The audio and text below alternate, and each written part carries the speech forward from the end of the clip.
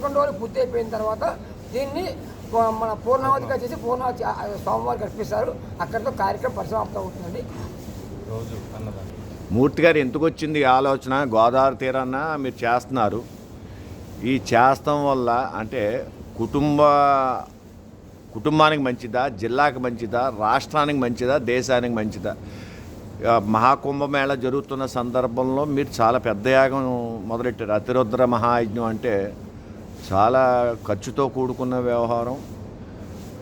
ఖర్చు కాకపోయినా దీనికి మనుషులు మెన్పవర్ ఎక్కువ అవసరం. భక్తితో చేయవలసిన దాన్ని మీరు ఎందుకు ఇంతలాగా చేస్తున్నారు? ఒకసారి వివరం చెప్పండి.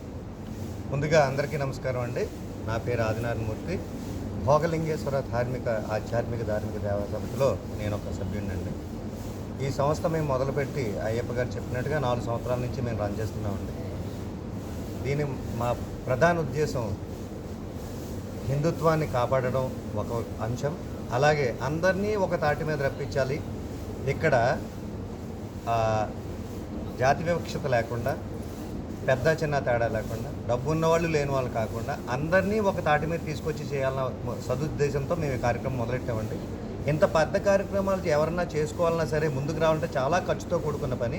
పేదవాళ్ళు కూడా చేసుకోవాలని ఆలోచన ఉంటుంది, డబ్బు ఉన్న వాళ్ళకి కూడా చేసుకోవాలని ఉంటుంది. కానీ ఎవరు చేసుకోవాలనుకున్నా వాళ్ళకి సమయం, అందరు వేద పండితులు అనుకూలంగా రావడం వాళ్ళకి అనుకూలమయ్యే పని కాదు. కాబట్టి మేము ఈ కార్యక్రమాలు గత 4 సంవత్సరాలు బట్టి నిర్వహిస్తున్నాం. కాబట్టి మేము అందరి మంచి దృష్టి ఆలోచించుకుని రాష్ట్రపరంగా అవని లేకపోతే జిల్లాల పరంగా అవని మనకున్న ఈ ఏదైనా ఇబ్బందులు తొలగిపోవడానికి ఏమైనా కారణం ఇవ్వండి, లేకపోతే అందరూ కలిసి ఈ హోమంలో పాల్గొని అందరూ జీవితాలు బాగుపడాలన్న కానివ్వండి, అందరూ ఆర్థిక ఇబ్బందుల నుంచి బయటపడాలని కానివ్వండి, ఏ కారణాలైనా సరే ముఖ్య ఉద్దేశం ఏంటంటే అందరూ బాగుండాలన్న సదుద్దేశంతో మేము కార్యక్రమం తలపెట్టామండి. అందుకని ఈ హోమాలకి చాలా వ్యయ ప్రయాసంతో కూడుకున్న పని.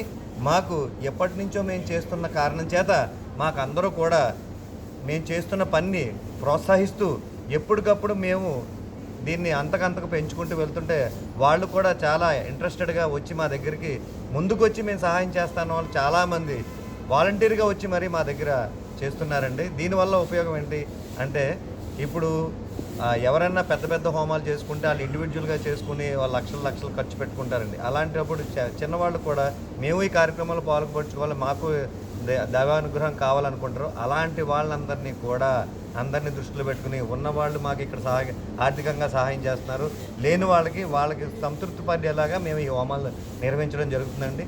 అదే దీనికి అనుసంధానంగా ప్రతిరోజు ఇక్కడ ఒక 1000 మంది దాకా ఎవరు వచ్చినా సరే కాదనకుండా అన్నదానం జరుగుతుందండి. సాయంత్రం కూడా అదేవిధంగా అన్నదానం జరుగుతుందండి. ఇక్కడ మా ముఖ్య ఉద్దేశం ఏంటంటే అందరూ బాగుండాలి, అందరిలో ఈ హిందుత్వం అనేది బాగా పైకి రావాలి, ఆధ్యాత్మికంగా సనాతనంగా మనం ఎంత గొప్పగా మన దేశం మన ఉన్నతిని చాటి చెప్పాలన్న ఉద్దేశం. మహాకుంభమేళ జరుగుతున్న సమయంలో మేము పెట్టడానికి కూడా కారణం ఏంటంటే అక్కడ శివుడి ఏదైతే శివరూపం అక్కడ జరుగుతుందో దాన్ని కూడా మేము ఇక్కడ ప్రతిష్ఠించి ఆహ్వానం చేసి చేయడం జరుగుతుందండి. తప్పకుండా మీరందరూ వచ్చి మాకు సహాయ సహకారాలు అందించి ఈ ఇంత మంచి కార్యక్రమంలో పాల్గొవాలని మనస్ఫూర్తిగా కోరుకుంటూ నమస్కారం.